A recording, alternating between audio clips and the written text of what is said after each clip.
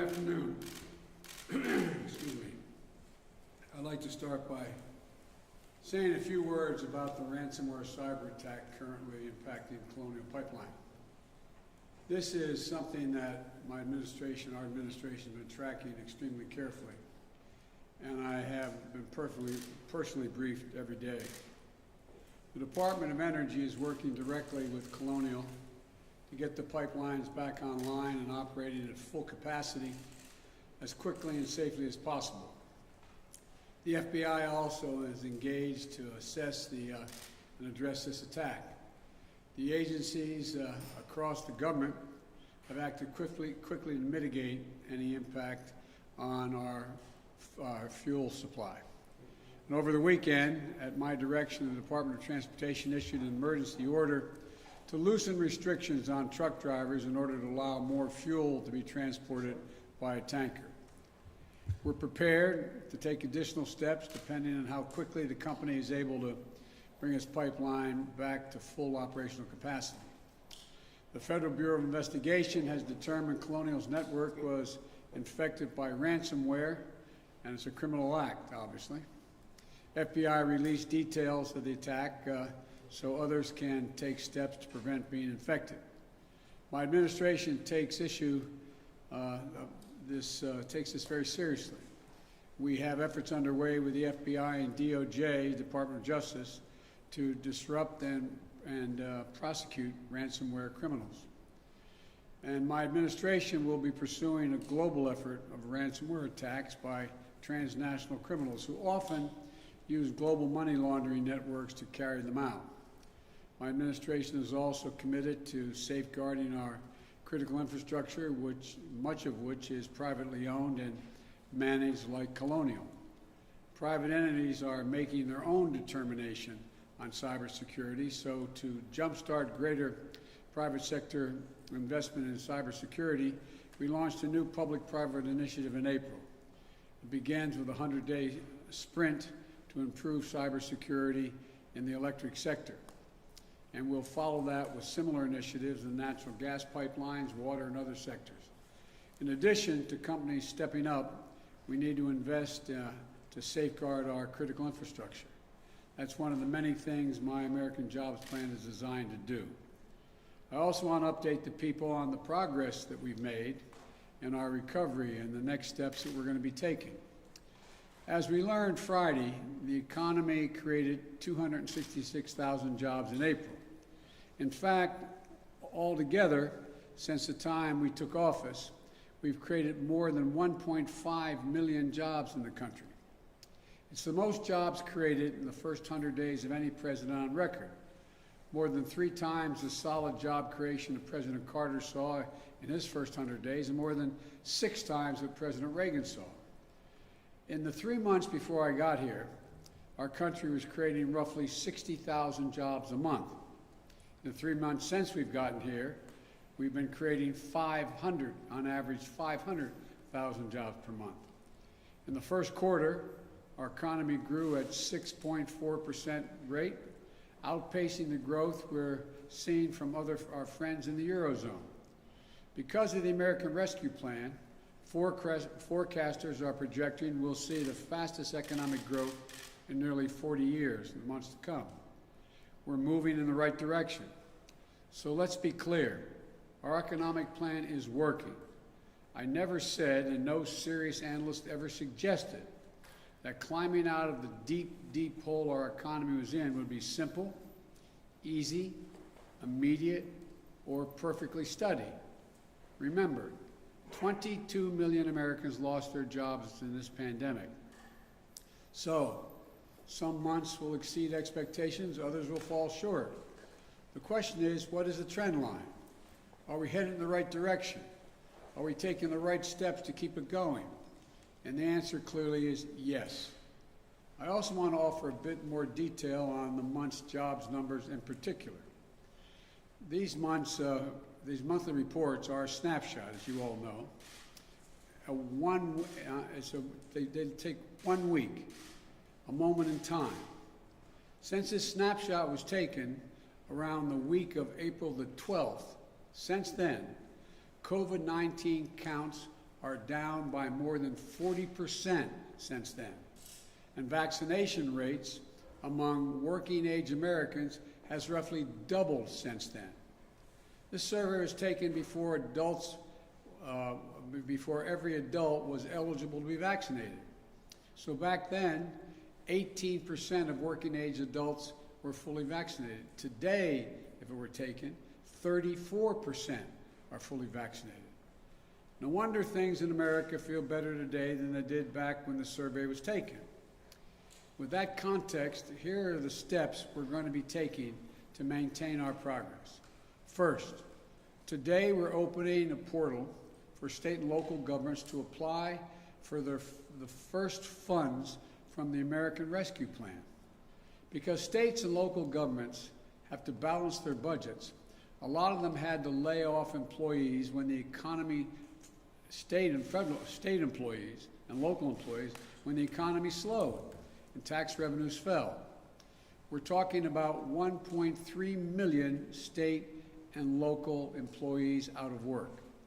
Now the money we're going to be distributing now, is going to make it possible for an awful lot of educators, first responders, sanitation workers to go back to work. Second, this is a year-long program. Second, we're delivering assistance to tens of thousands of restaurants and bars across the country. Today, we're sending out the first relief checks to 16,000 hard-hit restaurants with help for many more to follow. A lot more people are going to be employed. Third, the employers bring back laid-off workers. To help them do that, we're going to remind them that there is some programs they can take advantage of. For example, employers can hire back their laid-off workers part-time without those workers having to give up all their unemployment benefits. Here's another example. In the American Rescue Plan, we expanded a tax incentive called Employee Retention Tax Credit. This can provide a recovering small or medium-sized business a direct credit for each worker they keep on or a job that they rehire. Fourth, we're going to provide real help for people struggling with the challenge of childcare, which is making it hard for many parents who need to work, especially women, to get back to work. During this crisis, thousands of child care providers and centers were forced to close because they couldn't make ends meet with fewer students and higher costs to keep them safe. As a result, parents lost the support system they depended on for child care, and tens of thousands of child care workers lost their jobs. In fact, there are 150,000 fewer child care jobs now than there were pre-pandemic. The American Rescue Plan has already allocated funds to states to address the immediate challenge to our economy and of too few child care operations. This is the largest investment in child care since World War II. Today, my administration is releasing guidance to states to help get the funds they need out the door as quickly as possible to allow dramatic expansion and availability of child care in this country. With these funds, states can help hundreds of thousands of providers reopen and stay open and provide safe and healthy learning environments for more than 5 million children. These funds will also allow states to provide over 800,000 families with subsidies to pay for child care. Simply put, it's going to help working parents get back to work. This one-time investment is a real answer to a real problem our economy is facing right now. Well, look, fifth thing we're going to do, we're going to make it clear that anyone collecting unemployment who is offered a suitable job must take the job or lose their unemployment benefits. There are a few COVID-19 related exceptions, so that people aren't forced to choose between their basic safety and a paycheck. But otherwise, that's the law. I know there's been a lot of discussion since Friday's report, that people are being paid to stay home rather than go to work. Well, we don't see much evidence of that. That is a major factor. We don't see that, look, it's easy to say the line has been, because of the generous unemployment benefits, that it's a major factor in labor shortages. Americans want to work. Americans want to work. As my dad used to say, a job's about a lot more than a paycheck.